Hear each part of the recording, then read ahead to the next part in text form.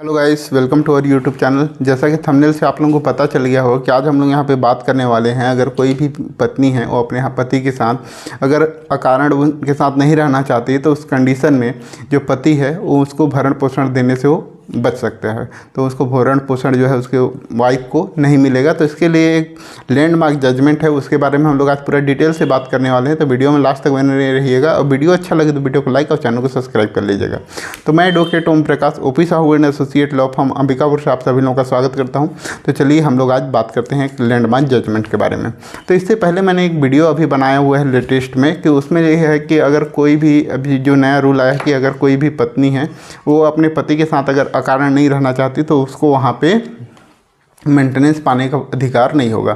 तो इसी से रिगार्डिंग एक सुप्रीम कोर्ट हाई कोर्ट का, छत्तीसगढ़ हाई कोर्ट का एक जजमेंट है, उसके बारे में हम लोग बात करने वाले हैं। तो उस हाई कोर्ट के जजमेंट पे ये बोला गया है कि अगर कोई भी पत्नी अगर अपने पति के साथ अकारण रूप से नहीं रहना चाहती है, कोई भी कारण नहीं है वो अपने पति के साथ नहीं रहना चाहती है, तो उस कंडीशन में उसको मेंटेनेंस पाने का राइट नहीं होगा। तो इस केस का जो डिटेल है उसके बारे में हम लोग बात कर लेते हैं।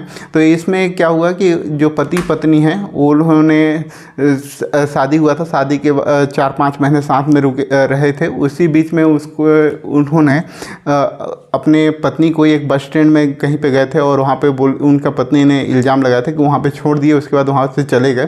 तो उसके बाद वो अपने नाना नानी के यहाँ आ गई और उसके ऊपर और बहुत सारा वहाँ पे आरोप लगाया हुआ है कि उसके पति उसके द्वारा वहाँ पे मारपीट करते थे, उसको प्रताड़ित करते थे। इस टाइप का वहाँ पे बहुत सारा केस वगैरह लगाई थी उसके ऊपर, मतलब एलिगेशन लगाए थे।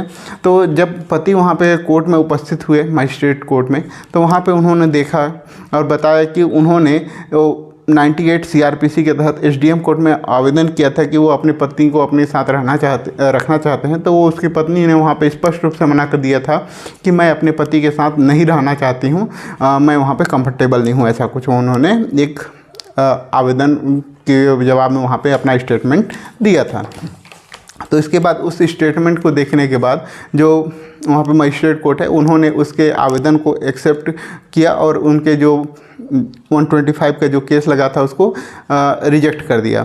इसके बाद उन्होंने अपील में गए सेशन कोर्ट में, तो वहाँ पे जो महिला थी उसके अपील को एक्सेप्ट हो गया और उसके पति को वहाँ पे मेंटेनेंस देने के लिए आदेश कर दिया गया। उसके बाद फिर उसके पति ने उसके जो आदेश किए थे पुनरीक्षण में वहाँ पे उसके अगेंस्ट में हाई कोर्ट में यहाँ पे एक आवेदन किए कि उसकी पत्नी उनके साथ नहीं रहना चाहती है अकारण रूप से और इसीलिए उसको मेंटेनेंस पाने का राइट नहीं है।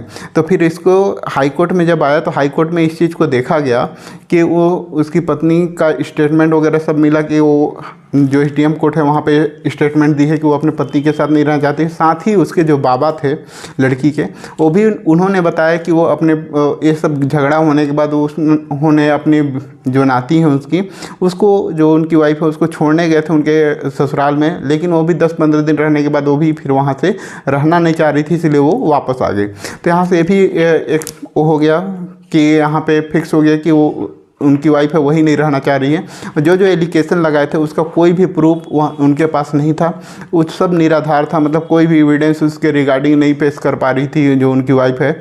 इसीलिए छत्तीसगढ़ हाई कोर्ट ने ये कहा कि इनको ये अपने पति के साथ कारण रूप से नहीं रहना चाहती है, उसका कोई कारण नहीं है, इसीलिए उसको मेंटेनेंस पाने का कोई भी राइट नहीं है। तो इस तरीके का अगर आपके भी कोई सी केस में ऐसा हो कि आपकी पत्नी आपके साथ नहीं रहना चाह रही है या अपने पति के साथ नहीं रहना चाह रही है, तो उस कंडीशन में आप इस रूलिंग को, इस जजमेंट को रूलिंग के तौर पर आप अपने केस में यूज कर सकते हैं और अपना मेंटेनेंस देने से बच सकते हैं।